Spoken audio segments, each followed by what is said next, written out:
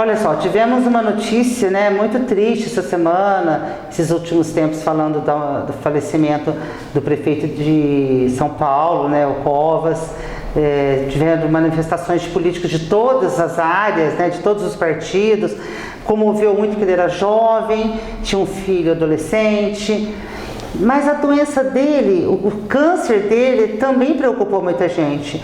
Então eu sugeri para o Dr. Garibe que a gente fizesse uma entrevista e ele esclarecesse sobre essa doença, que pelo que a gente andou lendo, começou lá atrás, né? Refluxo, outras coisas que foram sendo ditas. Então a gente vai falar sobre isso, sobre os cuidados que a gente deve ter. E realmente o estômago é aquele que ele já disse uma vez, né? Armazena todas as nossas emoções. Então vou conversar com ele agora. Doutor, obrigada mais uma vez por conceder uma entrevista.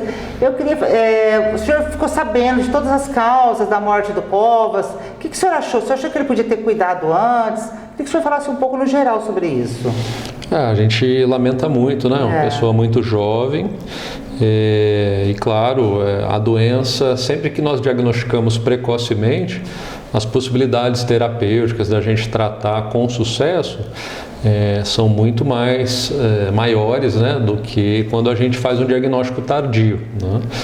Então a gente lamenta muito, mas o que eu devo alertar à população é que cada vez mais nós estamos evidenciando na nossa prática clínica de rotina neoplasias, né, o popular câncer, né, muito mais precoce do que antigamente. A que você atribui isso? É uma falta de cuidado da gente? Com certeza o principal fator é o fator alimentar, né? Hoje o dia a dia, o estresse contínuo, a alimentação muitas vezes baseada no fast food, né? Então os lanches, comidas rápidas, né? As refeições rápidas, né?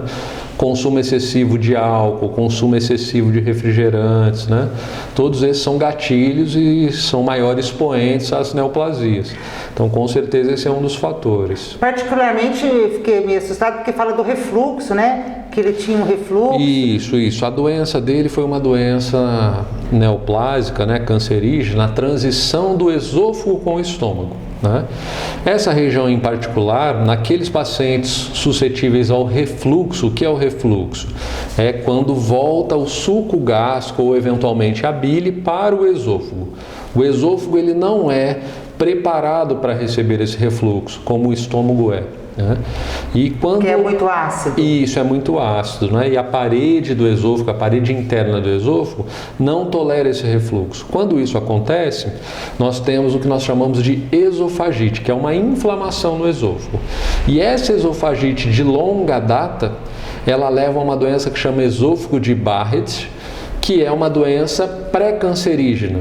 Então esse Barrett ele aumenta muito a frequência do câncer e provavelmente foi isso, eu não tenho detalhes pormenorizados do caso, mas possivelmente foi isso que gerou esse câncer tão precoce no Covas.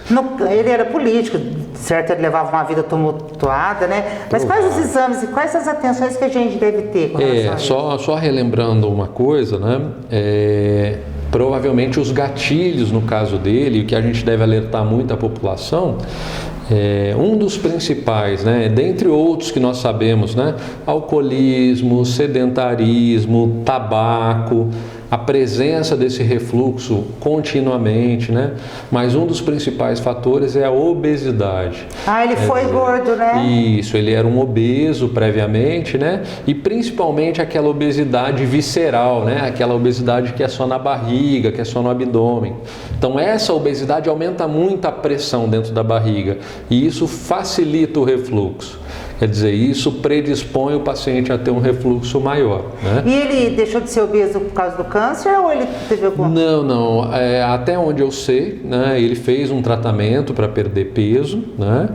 Mas a diferença do câncer para outras doenças é quando se dá o gatilho, é difícil a gente converter isso.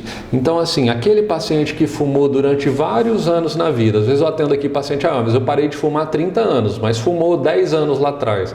aquele gatilho para a neoplasia, para o câncer, está lá presente. E qualquer manifestação da gente promover esse câncer, né, ele pode se manifestar. E aí, claro, por isso que a gente sempre lança a mão dos exames precoces, né?